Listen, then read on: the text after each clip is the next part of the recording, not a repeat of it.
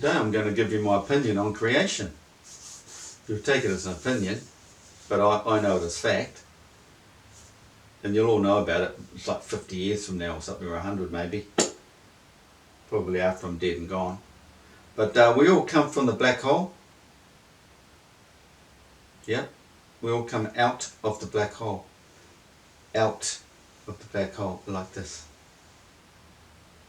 It's like they see a atom. It's like this. And the sun is in here. The proton, whatever. Bang. Because that's the voltage. It's a volt. So you imagine a spark, a big voltage. Bang. And you get the big magnetic flux come out of it. Magnetic field. We're inside that magnetic field. Like I've been saying in my videos, inverted to what we know as a magnetic flux. We're in there.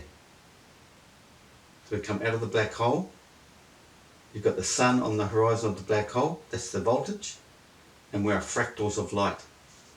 We are light beings. We are fractals of that light. Out in this realm. And the sun is continuously working because it's the way the earth system works. It's like the phase hitting the positive to create the spark all the time. It's the circulation. It's the circulation that comes to the tropics, down to the earth and back up. Here's the sun.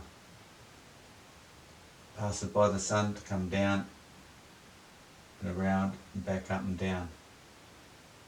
It all passes back through this area. This gets sucked back into there. So you get the tropic zone coming back in here,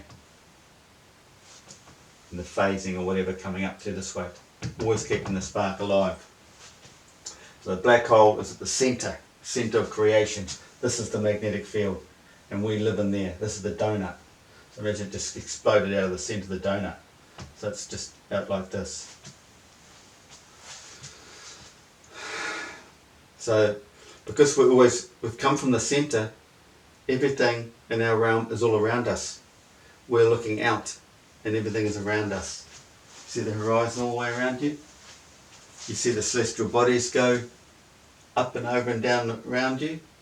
You only see them go so far and then they fade away. But you don't see them coming from there and going like that, do you? Around the flat earth? No. No. Because we are from the center. We are the center of creation. We are zenith. We're on the meridian line at all times. We're the center of mass. We are it. In religion they speak of inward show and outward show. Well, there's outward show. It doesn't mean much. It's a show. You have to go inward. Because going in here is the same place as where we've come from. We've come out of the black hole.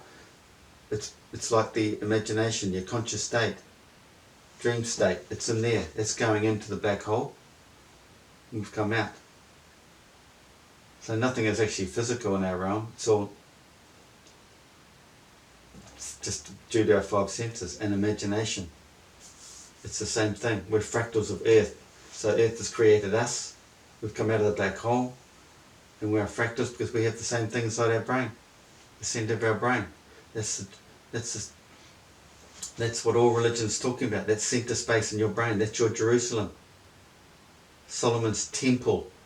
This is Solomon's temple. Right in the center of your brain, you even have all those columns.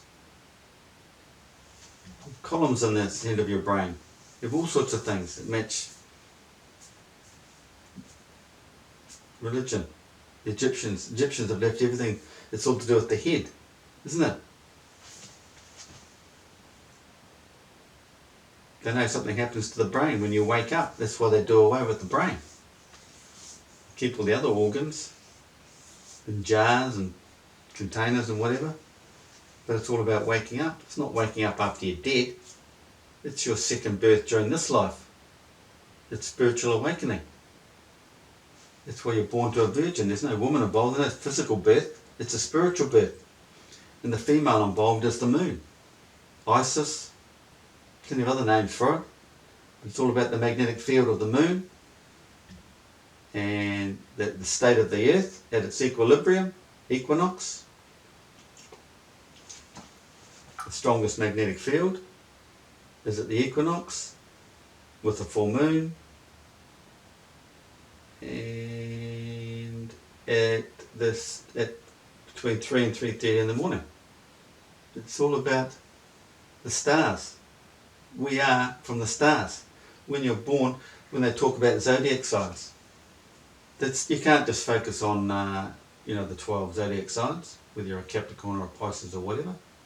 No, it's not just that alone. It's your sun sign, yes, but there's other planets involved where their alignment is at the time and where the moon is, what sign the moon is in. There's a myriad of complicated situations. We're all different. It would be where all the planets are, where the sun and the moon are. You can't just go on a Capricorn, just a sun sign or whatever. And this is in this alignment at your physical birth. I keep forgetting because I never write anything down. I think it's opposite in your spiritual birth. The positions are opposite. So you might have had the moon here. You know, everything lining up on this side with a planet, but then I haven't got this on my mind. But anyway, it's on the opposite star sign, zodiac signs, and that sort of thing. I did earlier videos on it. Maybe I should update them. Anyway, so that's creation. So what is God? God is within us. God is basically good. Everything divine is good. So you have to make sure everything's good in here to enjoy and attach yourself to the divine, because it's all about being good. You can't hold any bad thoughts whatsoever. If you could just be happy all the time, never focus on the bad, everything is good. God is good. It's what love and all that is, why it's all associated with religion. Because it's all good. There's no bad in religion whatsoever. Just because people read the Bible and see all these strange things in there, it doesn't mean anything. That they don't understand what it's actually saying.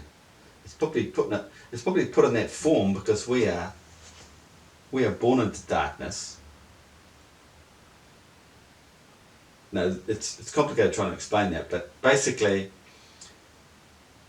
you're born into darkness. You don't deserve anything in the physical world because you've come away from the spirit world.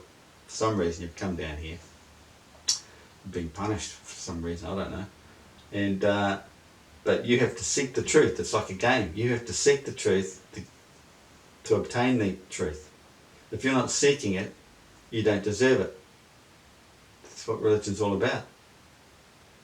So you have to go on a search, seek and you shall find. So anyway, back to the black hole. So why is it a black hole? It's a black hole because they only see it at night. Because it's what's black. It's not black. It's just the hole. I mean, we don't even see. We don't know what it is. It could be. It's just minute. It could be nothing. We come from nothing. Just like the dreaming. There's nothing going on. We picture everything though. What is that? What are those pictures plastered on? What are they projected on? Why are we seeing them? The same thing that's happening out here. Everything is all projection into the moisture-filled atmosphere. Holographic projections, all from in here. It's all amplified out. It's all to do with frequencies. It's all sound. In the beginning was word. Word means frequency. It doesn't mean world. These archaeologists and historians trying to fix word meaning world, or religious people, theologists, whatever. No, it means frequencies, sound, word. It's all about sound. When you say things, it comes back to you. It just reverberates, it's resonance. It's getting the right resonance for everything. Everything has a resonating frequency, and it's getting all those right. Once you start finding all those, you start finding all the magic. Everything happens.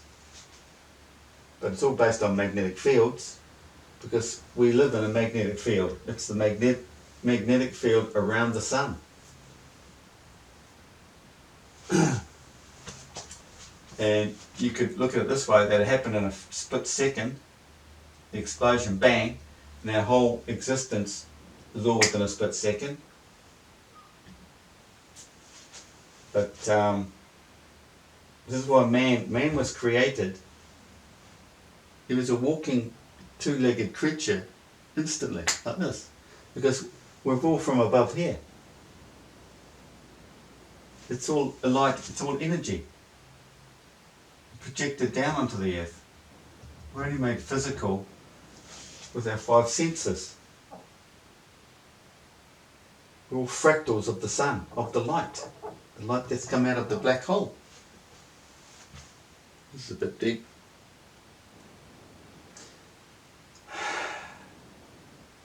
But to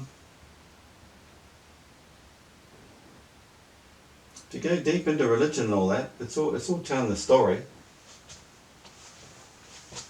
You see, this is celestial navigation, right? There, you have your arc, because everything's around you. It's like a rainbow. You go up high, you look down, you see a full circle, if you can see the full circle. But you are surrounded because you're from the black hole.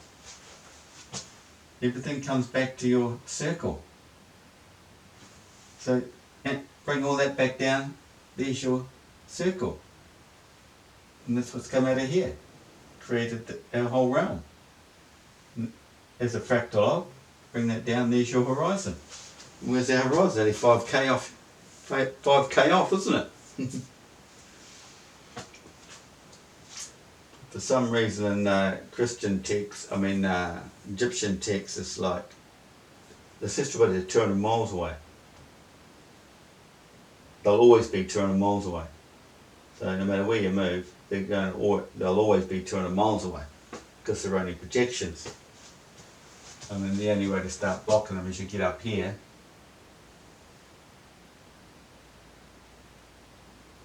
Maybe not, because it's not.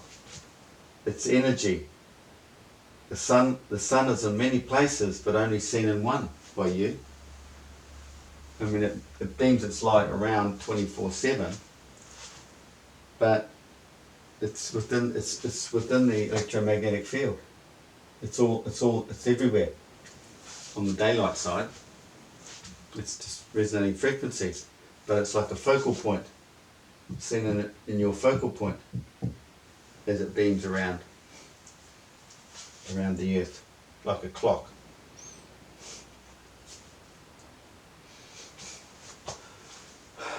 What else can I say? So because we're in the black hole, all the celestial bodies are all coming around us like this. This is why they're all discs. Because you seem to hear, they can only face you, they're facing you. They're always moving around the disc like this. Around the hole. The disc is always, because it's with magnetism, north and south poles. It's the polarity, positive and negative. So whatever's in here, well, the black hole spin is a positive and neutral. It's like a layer. So you've got the sun on the inside edge, that's positive. So the outer layer is negative. So you've got the sun here and the moon there, facing off, all the way around the black hole, like this. That's why it never changes its face. But the sun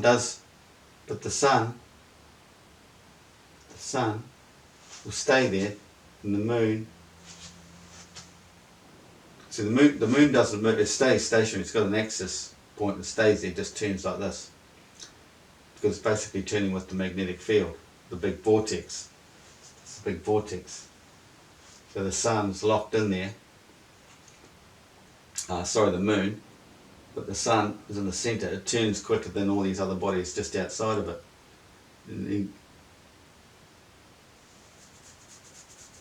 Basically. Anyway, the sun turns and the moon goes around like this. In the outer field of the ring. It cannot change its face. It phases away when the sun, because the sun moves quicker, so if they're not lining up, it forms its skin. It forms a skin when it's around the back of the sun. This is full moon. And full moon is way down here at the bottom of the pyramid. It's stacked like a pyramid.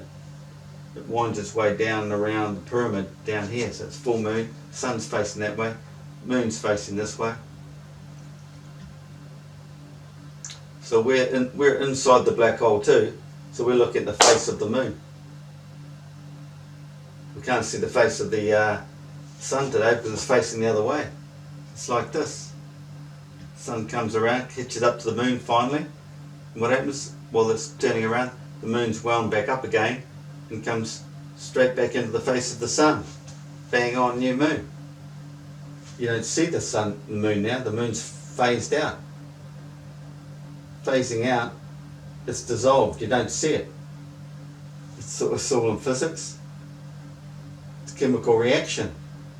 There's no moon. So you've got no moon, but then if you get a planet, another planet involved, Venus or Mercury, whichever it is, you'll create in line, same line, you'll get the solar eclipse. Otherwise, if it's not there, this is new moon every month. No solar eclipse. You have to wait till the other planet lines up. Can't remember at the time whether it's there or over here. But, or it could be in here, because the moon, because the yeah. So the planets have to be between. They're right between. They're jammed in between the sun and the moon.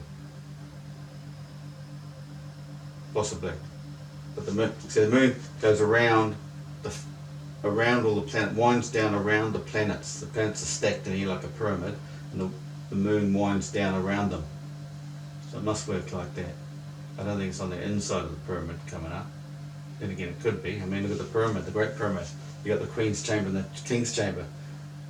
You'll have to look into that a bit further. No, because the moon always goes out further than the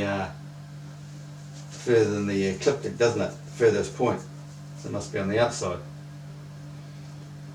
But let's say, just picture it. Picture a ring, a black hole, sun in there. The sun is always stationary, and everything goes around the sun. The sun turns like this, and it catches up. Nothing speeds up and passes the sun. The sun catches up to all the other celestial bodies over time. Because they all come out further and further away from the sun, they obviously have their own longer cycles. That's how you have to see it.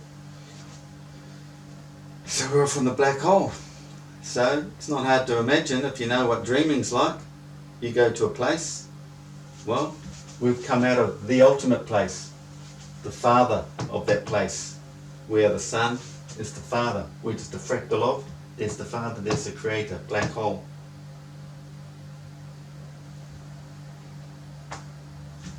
What else can I say? That's about it. Check out my other videos.